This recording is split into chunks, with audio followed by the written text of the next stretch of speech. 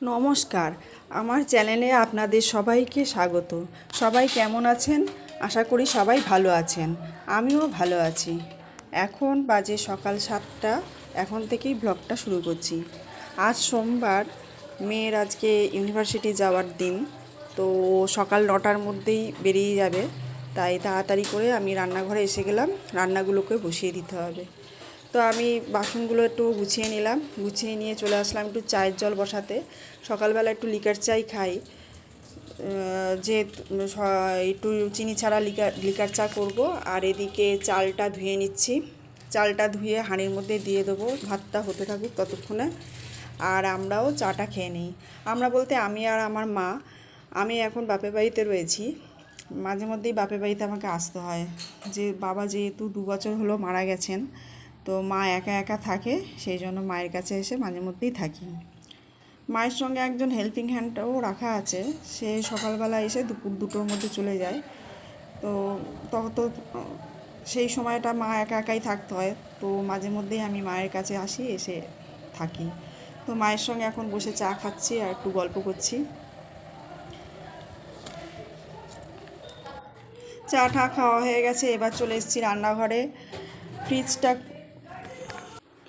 Fridge থেকে মাছটা বার করে নিলাম।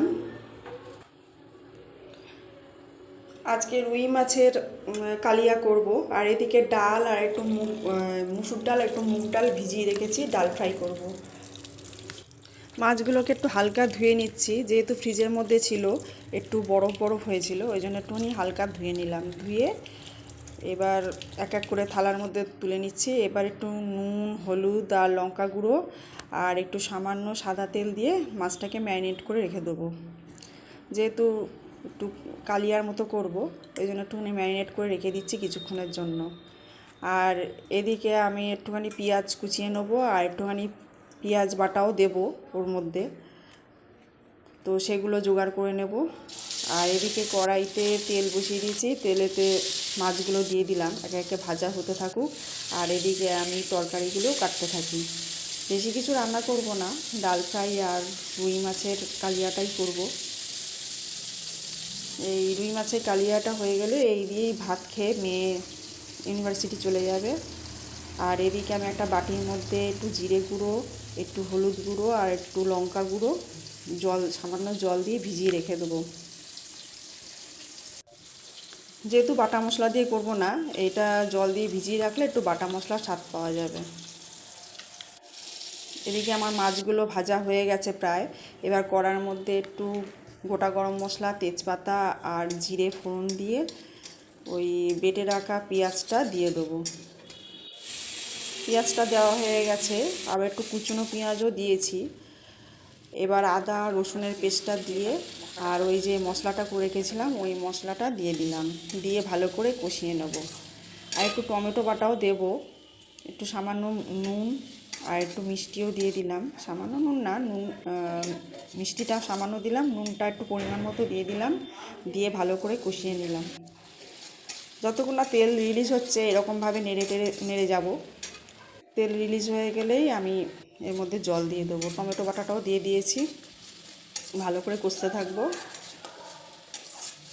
দেখুন আমার কষানোটাও হয়ে গেছে, তেল রিলিজ হয়ে গেছে। এবার জল দিয়ে দেবো, জল দিয়ে কিছুক্ষণ ফুটিয়ে নেব। ঝোলটা ফুটে উঠলে তবে মাছগুলোকেও দিয়ে দেবো। ঝোল ফুটে গেছে, এবার মাছগুলোকে দিয়ে একটু ঢাকা চাপা দিয়ে হতে দেবো। এটা হতে থাকুক, ততক্ষণে মেয়ের টিফিনটাও রেডি করে নেব। মেয়েকে এবার আজকে একটু পাউরুটি টোস্ট করে দেবো, পাউরুটি দিয়ে একটু ডিমগুলা গুলিয়ে একটু টোস্ট করে দেবো। আর এদিকে আমার মাছটাও হয়ে এসছে, একটু গরম মশলা দিয়ে দিলাম, দিয়ে একটু ঢাকা দিয়ে রেখে দেবো কিছুক্ষণের জন্য। আর এদিকে আমি ডিমটাও ফাটিয়ে নিলাম, এর মধ্যে একটু পেঁয়াজ কুচো আর লঙ্কা কুচো আর একটুখানি দুধ দিয়ে গুলিয়ে রেখে দেবো। এটার মধ্যেই পাউরুটিগুলোকে একটু মাখিয়ে নিয়ে টোস্টটা বানিয়ে দেবো।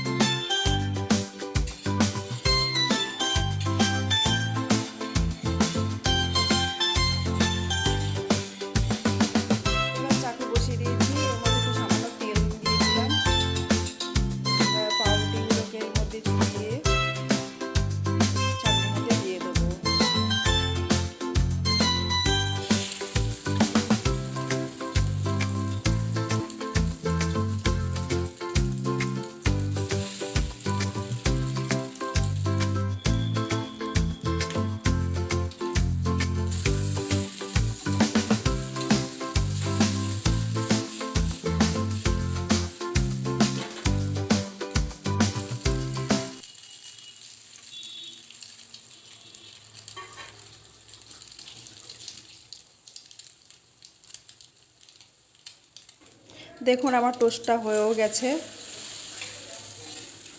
এবার এগুলোকে তুলে নেব, টিফিন বক্সের মধ্যে দিয়ে দেবো।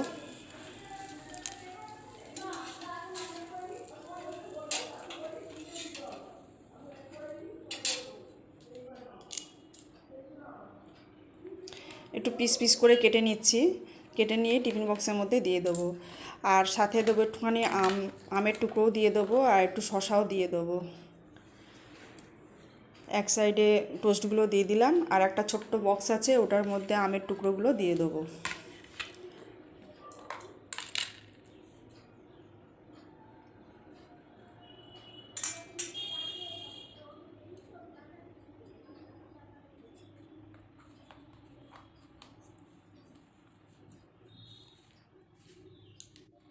ওপর থেকে একটু 2 রকমের সস দিয়ে দেবো, একটু টমেটো সস দিয়ে দিচ্ছি আর একটু মেয়োনিজ মাখিয়ে দেবো।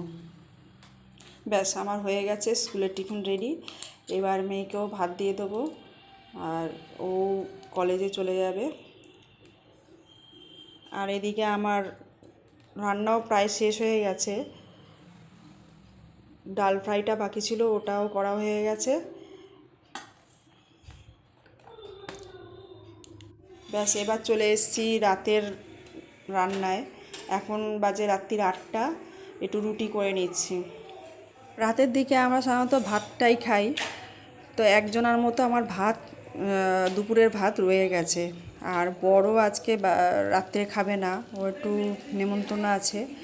যা ভাত আছে মাকে দিয়ে দেবো, আর আমরা মা মেয়ে একটু রুটি করে নিচ্ছি, রুটি খাবো। আর একটু ডিমের অমলেট করে নিচ্ছি, মেয়েকে দিয়ে দেবো। আর সকালের যে ডাল ফ্রাইটা আছে ওটা দিয়েই খেয়ে নেবো। আর মাছের কালিয়াটা আছে ওটা দিয়ে মাকে দিয়ে দেবো ভাত। ডিমের অমলেটটা আমার হয়ে গেছে, এবারে আমরা রাতে ডিনারটাও সেরে নেব। এই ছিল আমার সকাল থেকে রাত পর্যন্ত রান্নার ডিউটি।